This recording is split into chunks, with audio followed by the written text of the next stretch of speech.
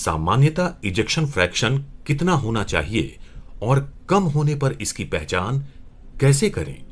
नमस्कार, मैं डॉक्टर रोहित माधव साने, माधवबाग आयुर्वेदिक हृदय रोग निवारण केंद्र इसका संचालक। कई बार हार्ट पेशेंट्स जो होते हैं जिनका इजेक्शन फ्रैक्शन ड्रॉप हो गया होता है, तो कई बार जो नॉर्मल इजेक्शन फ्रैक्शन होना चाहिए अपने शरीर में 50 से 60-65% का, मतलब मेरे हार्ट की जो फोर्स ऑफ कॉन्ट्रैक्शन है वो फोर्स ऑफ कॉन्ट्रैक्शन मेरे हार्ट का होना चाहिए 50 या 60 या 65% का। तो वो फोर्स ऑफ कॉन्ट्रैक्शन अगर मेरे हार्ट का कम हो गया है तो इसका मतलब मेरा इजेक्शन फ्रैक्शन कम हो रहा है। अब कई बार सवाल ऐसे आता है कि मेरा इजेक्शन फ्रैक्शन कम क्यों होता है? तो एकदम सिंपल सी बात है, इजेक्शन फ्रैक्शन कम होने के लिए क्या कारणीभूत होता है? तो सबसे इंपॉर्टेंट कारण होता है मुझे आया हुआ हार्ट अटैक। अगर मुझे हार्ट अटैक मेरे पास्ट लाइफ में आकर के गया हुआ है तो उस हार्ट अटैक का मतलब ये होता है कि मेरे हार्ट के मांसपेशी जो है, मेरे हार्ट के मसल्स जो है, वो मसल्स के पास आने वाला खून का सप्लाई जो था वो उस टाइम के लिए बंद पड़ गया था, जिसके वजह से उतने हार्ट के मसल जिनका काम था अच्छे खासी तरह से काम करना, तो वो अगर मसल्स मेरे डैमेज हो गए थे तो वो डैमेज हो गए वाले मसल्स फिर से काम पे नहीं आते और उसी वजह से मेरा इजेक्शन फ्रैक्शन मुझे कम होता हुआ दिखाई पड़ता है। यानी अगर मेरे हार्ट के पास 100 सैनिक थे और उस 100 सैनिकों में से वो हार्ट अटैक हो जाने के वजह से उसमें से अगर मेरे 60 सैनिक मर गए हैं तो ऑब्वियसली मेरा जो सैनिकों का जो नंबर है वो मेरा कम हो जाता है, जिसको हम लोग बोलते हैं मेरा इजेक्शन फ्रैक्शन कम हो गया है। इजेक्शन फ्रैक्शन कम होने का सबसे इंपॉर्टेंट कारण होता है मुझे आया हुआ heart attack in my past life. अगर मुझे पास्ट में हार्ट अटैक आकर के गया हुआ है तो मेरा इजेक्शन फ्रैक्शन कम होते हुए दिखाई पड़ता है। अब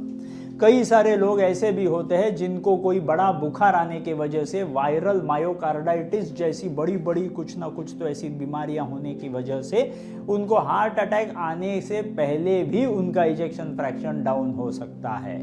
तो ऐसे लोग होते हैं जिनमें इजेक्शन फ्रैक्शन डाउन हो गया है तो उनमें हार्ट अटैक के वजह से भी हो सकता है, किसी इन्फेक्शन के वजह से भी हो सकता है, या तो फिर कई बार पैदाइशी भी ये इजेक्शन फ्रैक्शन कम रह सकता है।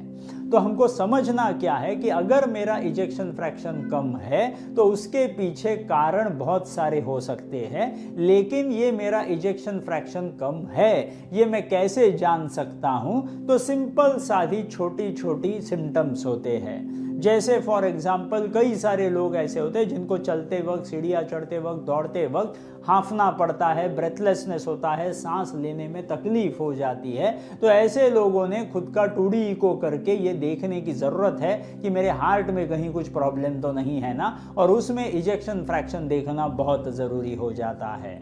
उसी के साथ ऐसे भी कई सारे लोग होते हैं जो ये कंप्लेंट करते हैं कि हमको रात को नींद में कभी कभी सांस लेने में तकलीफ हो जाती है और हमको धाड़ से उठ करके हमको खिड़की के पास जाना पड़ता है लंबी सांस लेने के लिए, तभी हमारी सांस अगर भर जाती है तो हमको सही लगता है। तो ऐसे लोग जो रात के नींद में मस्त सोते हुए बीच में कभी उठ करके हांफना पड़ता है, जो 5-7 मिनट का एपिसोड रहता है, जिनको फ्रेश एयर की जरूरत पड़ती है रात के बीच में ही नींद में, तो ऐसे लोगों को ये जो पैरोक्सिस्मल नॉक्टर्नल डिस्पनिया हम बोलते हैं, तो ऐसे सिम्टम्स अगर किसी को आते हैं तो उन्होंने खुद का इजेक्शन फ्रैक्शन देखना बहुत जरूरी हो जाता है एक सिंपल 2D इको करके। अगर 2D इको में अपने को अगर इजेक्शन फ्रैक्शन लो दिखाई पड़ता है, जो नॉर्मली 50 से 60 या 65 हो सकता है, वो अगर अपने को 40 दिखाई पड़ता है, 30 दिखाई पड़ता है, उससे भी कम दिखाई पड़ता है, तो इसका मतलब मेरे हार्ट का इजेक्शन फ्रैक्शन डाउन हो गया है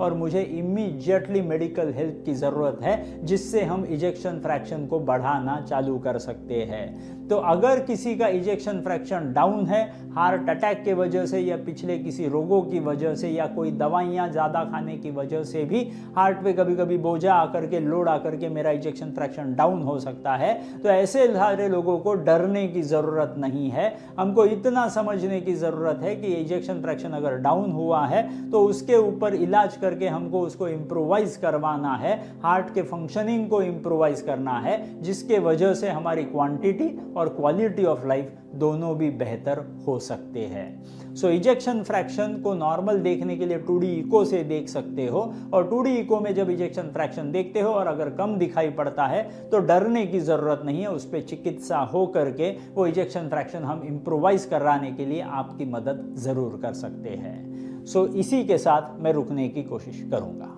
थैंक यू वेरी मच।